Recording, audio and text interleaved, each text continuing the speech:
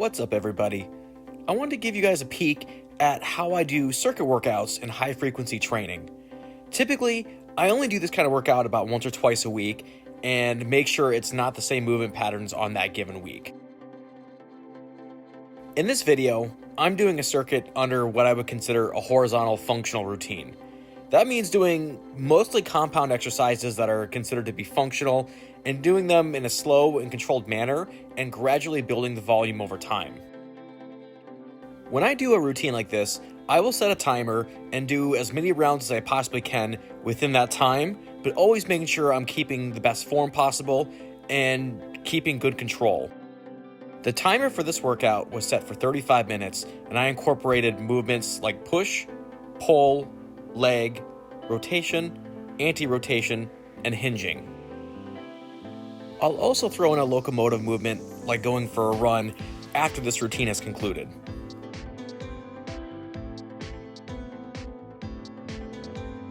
Let's start by taking a look at the rotational movement, which is weighted Russian twists. I typically do these in sets of 10, so 5 on each side, and in this video I did it with a 14-pound medicine ball. Again, it's just making sure I'm keeping proper form, doing it with good control, and getting good quality reps in.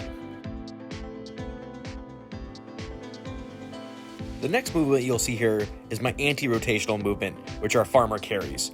For this workout, I would only do 3 laps, which as you can see is around 25 to 30 feet for each lap. Other workouts, I go for a lot longer on each lap and will probably do heavier weight. Just in this video, I had a pair of 20-pound dumbbells, so really 40 pounds altogether. Not a ton, but enough to get some decent work in. And as you can imagine, doing continuous exercises over 35 minutes, you'll kind of feel the volume add up over time, even with an exercise like farmer carries.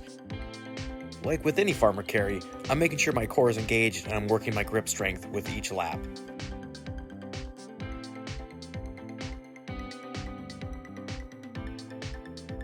The next exercise is push-ups. For this workout, I would only do 5 reps for each round. Like all exercises in this workout, I want to keep it controlled and functional. No rushing through exercises and doing reps that aren't full range of motion. Moving on to the leg movement, we have lunges. In this video, I'm using the same medicine ball as I did for the Russian twist and doing 3 reps on each side. Moving on to the hinging movement, I did kettlebell swings. For each round, I did 6 to 8 reps.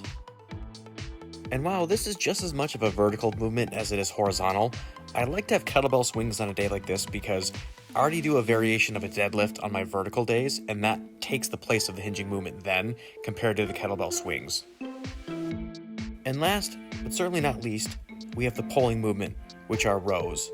I typically go for 3 reps for every round.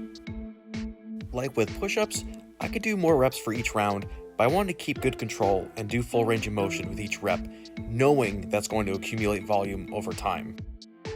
Once I've completed a workout like this, I will move on and do some sort of cardio, which, like I referenced earlier in the video, will probably be a quick run, anywhere from 15 to 25 minutes, at kind of a decent steady state.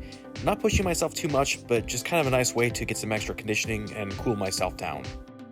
As for rest time, I would rest as needed, but unless I was interrupted by like a call or a text, I usually wouldn't rest for more than a few seconds between rounds. As you saw here in the video, I stayed pretty consistent and kept going through the exercises, mainly only resting between exercises and just using that as a way to set up for the following exercise.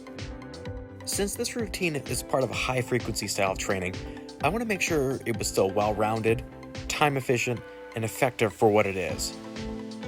I've found that doing high frequency style training requires a lot of balance in your routines and making sure they complement each other very well. If I were to work out 3 to 4 days a week and do more overall full body routines on those days, I would probably go heavier or go longer with a workout like this.